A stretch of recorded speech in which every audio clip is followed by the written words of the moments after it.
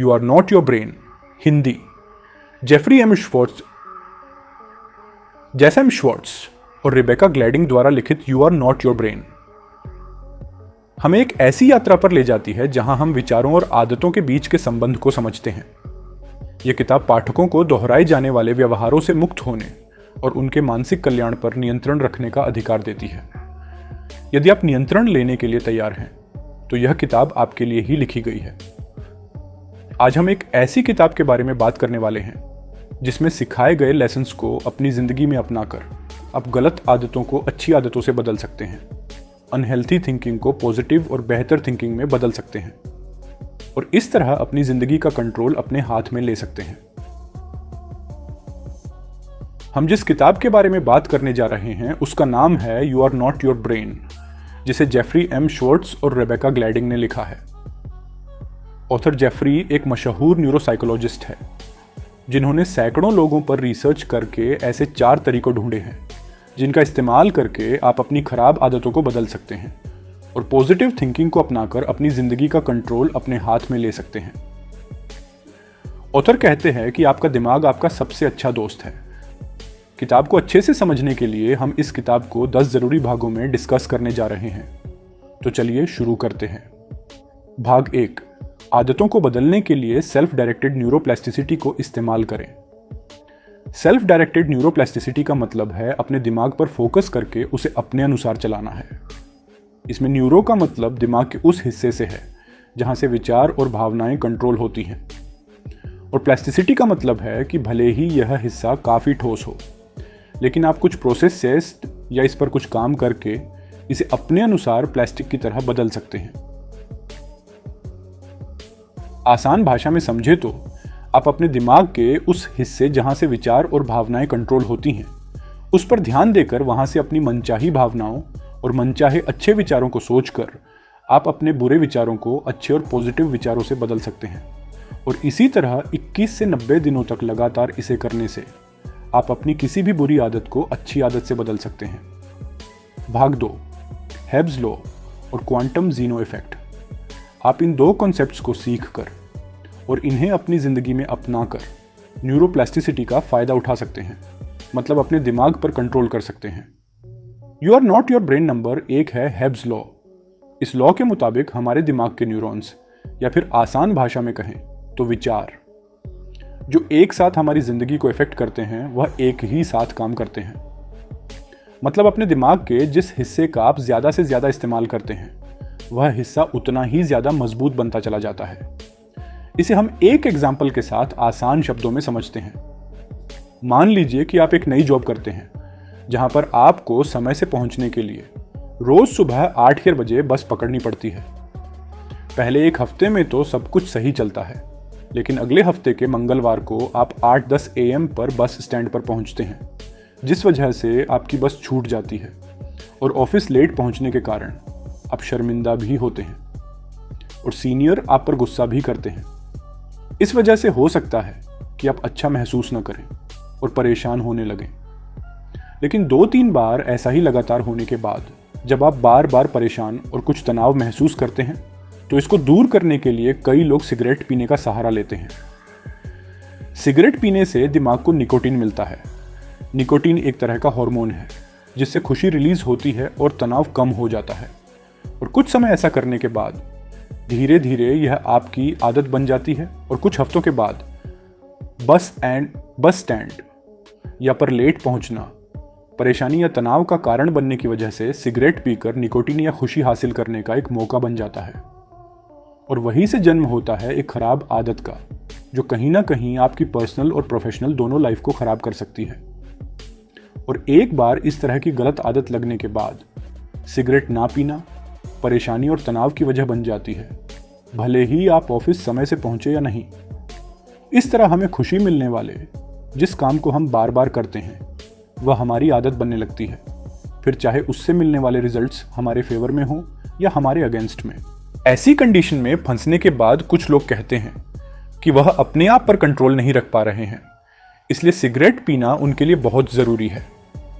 लेकिन अगर ध्यान से इस सिचुएशन को देखें तो किसी इंसान को सिगरेट पीने से खुशी मिलती है, यह उसने अपने आप ही अपने दिमाग को कुछ पहले ही बताया था और फिर इसे लगातार प्रैक्टिस करके भी दिखाया कि उसे सिगरेट पीने से खुशी मिल रही है। और उनकी इस एक्टिविटी के वजह से ही दिमाग ने स्वीकार किया कि हाँ, इस काम को करने से खुशी मिलती है। इस तरह पहले हमारा कंट्रोल हमारे दिमाग पर होता है। अगर हम अपने विचारों को सही से अपने फेवर में कंट्रोल करें तो यह हमें वह सब पाने में मदद कर सकता है जो हम चाहते हैं। इसलिए ऐसी कंडीशन में आपको चाहिए कि आप समय से ऑफिस पहुंचने में खुशी को महसूस करें। ऐसा करने से कुछ दिनों में आप देखेंगे कि आप समय से ऑफिस पहुंच रहे हैं, जिससे आपको कई फायदे होंगे। सबसे पहले आपको खुशी मिलेगी। दूसरा, सिगरेट ना पीने की वजह से आप हेल्थी रहेंगे। और तीसरा, आपकी पर्सनल और प्रोफेशनल लाइफ भी बेहतर बनेगी। तो इस रूल की सीख ये है कि इस तरह अपनी लाइफ एफ में उन आदतों को अपनाएं जिससे आपको खुशी भी मिले और वास्तविक जिंदगी में उनसे फायदा भी हो। दूसरा कॉन्सेप्ट क्वांटम जीनो इफेक्ट है। यह एक यूनानी फिलोसोफर के जरिए बताया गया नियम है। अगर हम इसे आसान भाषा में समझे तो इसका मतलब है प्रैक्टिस कर करके एक बेवकूफ इंसान भी बुद्धिमान बन सकता है। इसी तरह एक इंसान जिसकी आदतें ठीक ना हो, वह भी अच्छी आदतों की लगातार होश में रहकर प्रैक्टिस करते हुए अच्छी आदतों को अपनाकर अपनी जिंदगी को बेहतर बना सकता है। इस नियम की सीख यह है कि अगर आप नेगेटिव थिंकिंग की जगह पॉजिटिव सोचना चाहते हैं तो एक्टिवली हमेशा पॉजिटिव ही सोचें। इसी तरह अगर आप कामयाब बनना चाहते हैं तो हमेशा कामयाबी के बारे में सोचें कि आप कैसे कामयाब बन सकते हैं। कामयाब बनने के बाद आप किस तरह बेहतरीन जिंदगी जीने वाले हैं। और इसी तरह लगातार आप ऐसा 21 दिनों तक सोचने से यह आपकी आदत बन जाएगी। भाग 3, बुरी आदतों को छोड़ने के लिए इन 4 स्टेप्स को अपनाएं। यह भाग इस किताब का सबसे महत्वपूर्ण भाग है क्योंकि इसमें ही हम उन स्टेप्स को डिस्कस करने जा रहे हैं जिन्हें इस्तेमाल करके आपको बुरी आदतों को खत्म करके अच्छी आदतों को अपनाने में काफी मदद मिलेगी। पहला कदम, अपने विचारों के बारे में जागरूक होना, यानी उन विचारों के बारे में अवेयर होना और जानना जो आपको नेगेटिविटी की तरफ ले जा रहे हैं, और उन विचारों के बारे में भी जानना जिनसे आपको खुशी मिलती है और फायदेमंद भी है। हर सुबह 5 मिनट मेडिटेशन की प्रैक्टिस करके आप इस कला में माहिर बन सकते हैं। दूसरा तरीका है विचारों को लेबल करना, यानी हर रोज आपके दिमाग में आने वाले विचारों को 2 भागों में बांटना। एक भाग में वो विचार जो आपके लिए जरूरी है और दूसरा भाग में जो जरूरी नहीं है। तीसरा तरीका है पॉजिटिव एक्टिविटी पर ध्यान देना। ये नेचुरल लॉ है कि जिस चीज पर हम ज्यादा फोकस करते हैं वह बढ़ती ही जाती है, चाहे पॉजिटिव पर करें या नेगेटिव पर। इसलिए नेगेटिव विचारों को दूर करने और पॉजिटिव विचारों को बढ़ाने के लिए पॉजिटिविटी बढ़ाने वाली एक्टिविटीज को ज्यादा करें, जैसे किताब पढ़ना, पॉजिटिव लोगों की बायोग्राफीज पढ़ना, यूट्यूब पर नॉलेजेबल, प्रेरणापूर्ण और मोटिवेटेड लोगों को सुनना, रीडर्स बुक्स क्लब की बुक समरी वीडियोस और इस तरह के पॉजिटिव लोगों के साथ ज्यादा समय बिताना। इन तरीकों के जरिए आप पॉजिटिविटी को काफी हद तक बढ़ा सकते हैं। You are not your brain book चौथा कदम। चौथा तरीका है विश्वास के साथ कदम उठाना। अपने ऊपर विश्वास रखें कि लगातार अच्छी आदतों को करते हुए, अच्छे विचारों को सोचते हुए और उसके लिए जरूरी एक्शंस लेते हुए जल्द ही आपकी बुरी आदत अच्छी आदत में बदल जाएगी। भाग 4, आप अपने दिमाग से डिफाइंड नहीं हैं, बल्कि उसे खुद डिफाइन करें। कई बार हमारा मन भटकने लगता है। हमारे दिमाग में ऐसे विचार आते हैं जिन्हें हम सोचना नहीं चाहते, जिन विचारों के साथ हम आगे नहीं जाना चाहते। लेकिन इन सब के बावजूद विचारों की उस तेज ट्रेन को दोबारा अपने कंट्रोल में करने में हम में से कई लोग असहाय महसूस करते हैं। ऐसा सभी के साथ होता है। तो क्या यह अच्छा नहीं रहेगा कि हम यह जान लें कि कैसे अपने विचारों को अपने कंट्रोल में करके मन को कंट्रोल किया जाए? ऑथर का मानना है कि ऐसा पॉसिबल है कि हम अपने विचारों को अपने कंट्रोल में कर ले, इससे पहले कि वह नेगेटिविटी फैलाएं या उनकी वजह से आप परेशान हो। इस बात को अच्छे से समझाने के लिए वह एक मरीज की कहानी बताते हैं जिनकी उन्होंने कभी मदद की थी। यह कहानी है अमेरिका के एक यंग लड़के की जिसने एक्टिंग में अपने करियर की शुरुआत की थी। हालांकि शुरू में उसको छोटे छोटे लेवल्स पर काफ़ी अच्छी सफलता मिली, जिससे इंस्पायर होकर उसने और अच्छे लेवल पर अपना ऑडिशन देने का सोचा। और इसी तरह एक स्टेट लेवल एक्टिंग कंपटीशन में ऑडिशन देने के दौरान वहाँ के जज को उनका परफॉर्मेंस पसंद ना आने की वजह से जब जज ने उनको अच्छा नहीं कहा तो वो डीमोटिवेट होने लगे। उन्हें लगने लगा कि वह वास्तव में अच्छी एक्टिंग नहीं कर सकते और उस दिन के बाद से उनका एक्टिंग करियर डाउन जाने लगा। इसी परेशानी को ठीक करने के लिए वो ऑथर से मिले, जिन्होंने उनको एग्जामिन करने के बाद बताया कि यह सब उनके सोचने की वजह से हो रहा है। उनके साथ ऐसा इसलिए हो रहा था क्योंकि जहां उनका एक दिमाग ये कह रहा था कि कोई बात नहीं, हम इस कमी को सुधार कर बेहतर एक्टर बन सकते हैं, वहीं दूसरी तरफ उनका दिमाग कह रहा था कि सच में तुम अच्छी एक्टिंग नहीं कर सकते। ऐसे में उन्होंने नेगेटिव वाले दिमाग को सुना जो उनको डिफाइन कर रहा था। उसकी सुनने और उस पर फोकस करने की वजह से नेगेटिविटी बढ़ती चली गई, जिसे कंट्रोल करना उनके हाथ में नहीं रह गया। लेकिन ऑथर से मिलने और अच्छी सलाह लेने के बाद जब उन्होंने पॉजिटिव विचारों पर ध्यान देना शुरू किया तो कुछ ही महीनों बाद वह बेहतर एक्टर बनने लगे और उन्हें कई नए ऑडिशन देने का भी मौका मिला और कई में उन्होंने अच्छा परफॉर्म भी किया। इस तरह हम जो भी हैं उसको हम खुद डिफाइन करते हैं, हमारा दिमाग नहीं। हमें यह करना चाहिए कि अपने पॉजिटिव और ऐसे विचार जो फायदेमंद है उन पर ध्यान दें और उनको ही एंटरटेन करें, नेगेटिव को नज़रअंदाज। भाग 5, हम अपने दिमाग को फिर से ट्रेन कर सकते हैं। जैसा कि हमने अंतिम भाग में डिस्कस किया कि जिस बारे में हम ज़्यादा सोचते हैं, जिस पर हम ज़्यादा फोकस करते हैं, वही चीज़ बढ़ने लगती है। चाहे वह पॉजिटिविटी हो, कामयाबी हो, खुशी हो या दुख, चाहे वह बुरी आदतें हों या अच्छी आदतें, खराब फाइनेंशियल कंडीशन हो या अच्छा फाइनेंशियल स्टेटस, ये सब निर्भर करता है फोकस पर।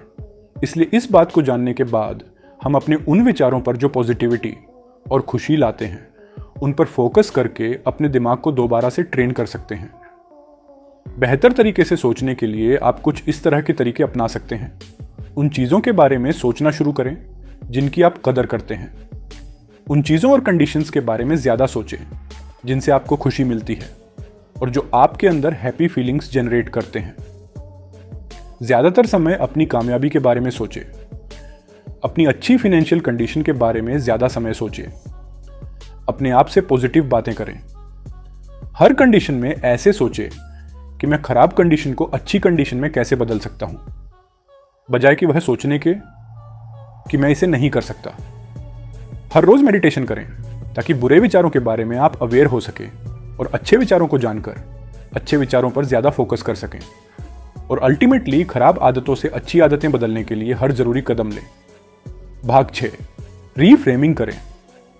बुरी आदतों या बुरे विचारों को दूर करने और अच्छे विचारों को अपनाने के लिए लेबल करने का तरीका बहुत अच्छा है, लेकिन सिर्फ लेबल करके, अच्छा या बुरा में डिवाइड करके बुरे को अच्छा करना थोड़ा मुश्किल है। इसके लिए इन विचारों से रिलेटेड अपने नज़रिए को बदलना भी ज़रूरी होता है।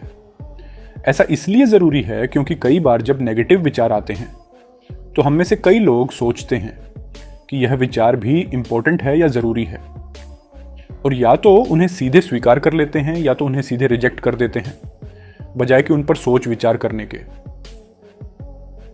क्योंकि इस तरह के नेगेटिव विचार पर सोच विचार करना थोड़ा स्ट्रेसिंग हो सकता है, लेकिन ऐसा करना चाहिए क्योंकि हर चीज का रिजल्ट जरूर मिलता है। अगर हम उसे अच्छे से हैंडल करेंगे तो अच्छा रिजल्ट मिलता है, और ठीक से हैंडल ना करें तो उसके मुताबिक रिजल्ट मिलते हैं। इसलिए ऐसी कंडीशन में हमें रीफ्रेमिंग की जरूरत होती है। रीफ्रेमिंग मतलब अपने पॉइंट ऑफ व्यू या नजरिए को बदलना। इसे आसानी से समझने के लिए आइए हम एक मरीज की कहानी के जरिए इसे डिस्कस करते हैं, जिसकी ऑथर ने मदद की थी।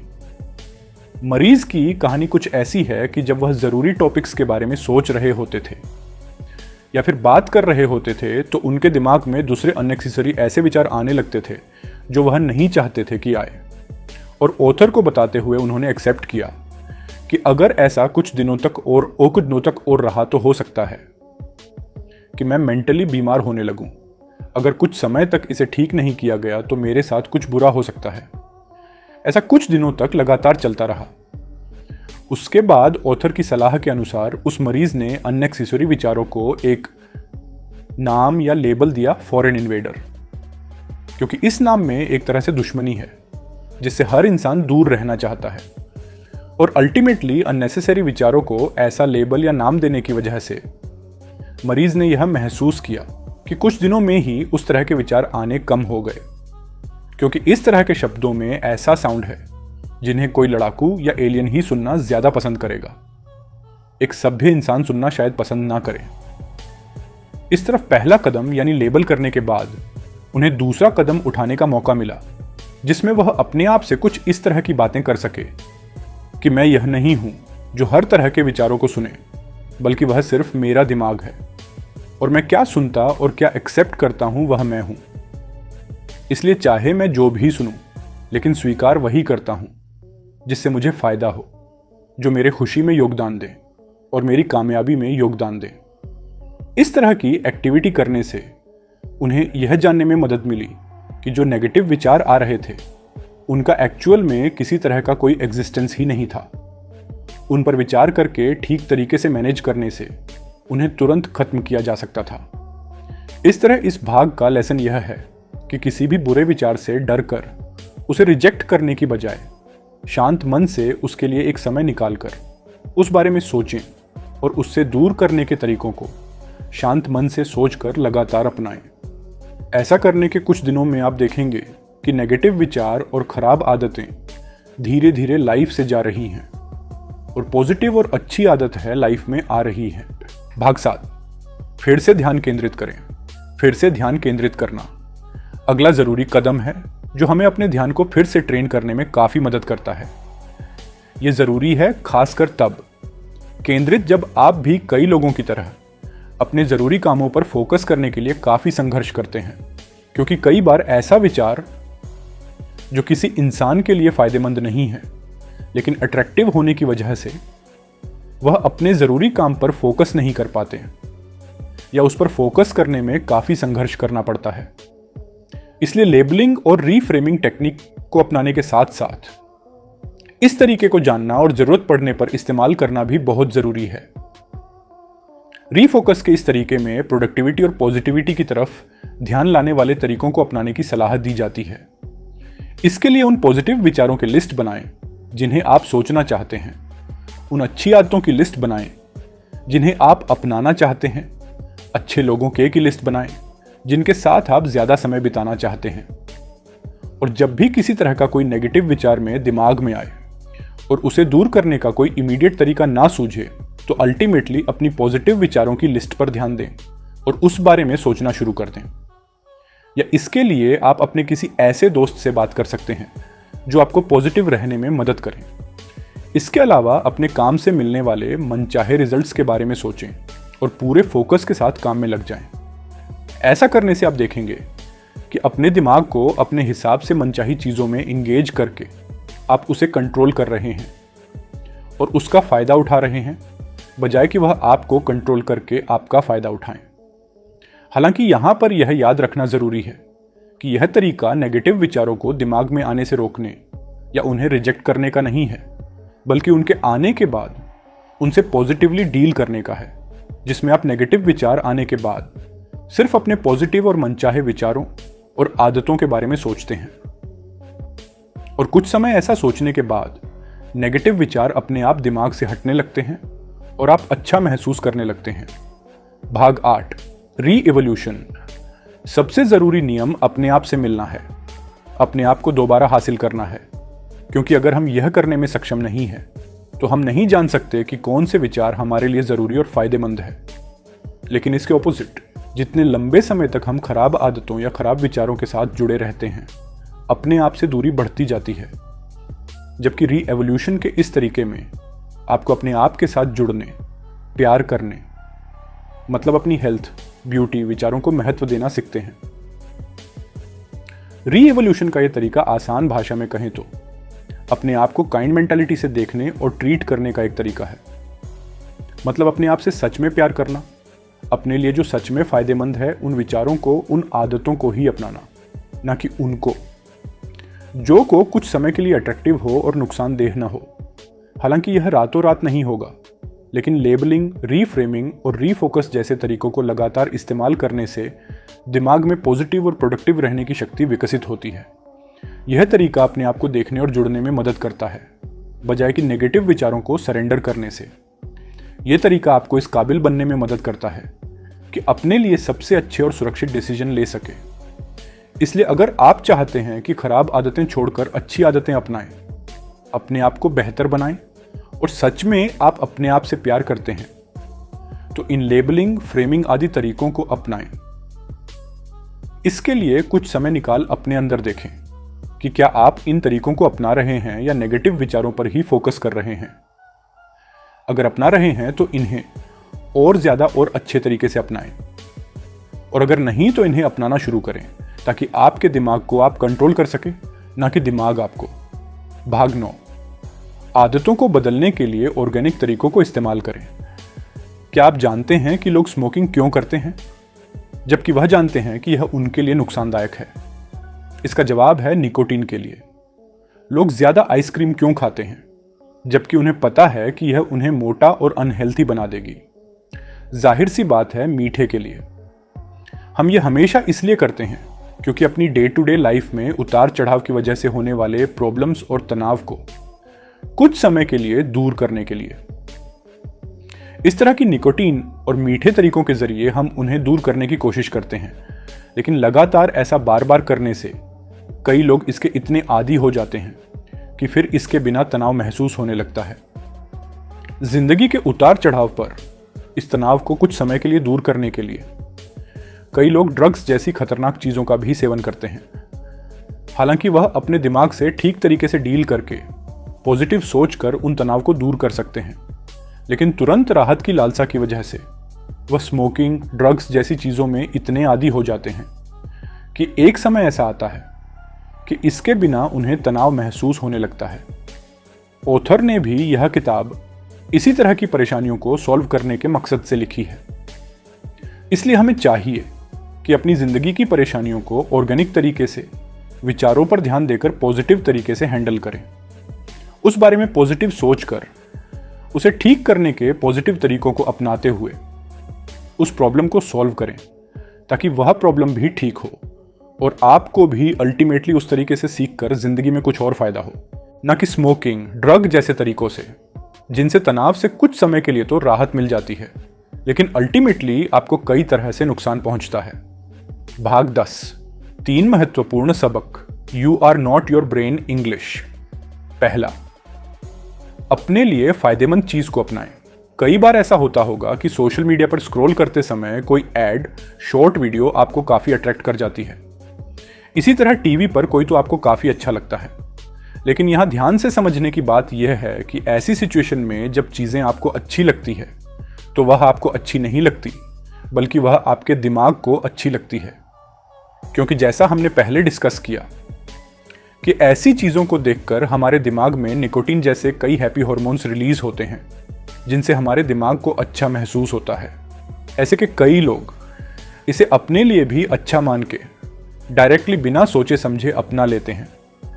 लेकिन साइकोलॉजिस्ट ऑथर ने जो हमेशा सलाह दी है इस किताब में, उसके मुताबिक हमें ऐसी कंडीशन में एनालाइज करना चाहिए कि जो चीज हमारे दिमाग को अच्छी लग रही है, क्या वह हमारे लिए हमारी वास्तविक खुशी, हमारी कामयाबी, हेल्थ, ब्यूटी आदि के लिए सच में फायदेमंद है या नहीं।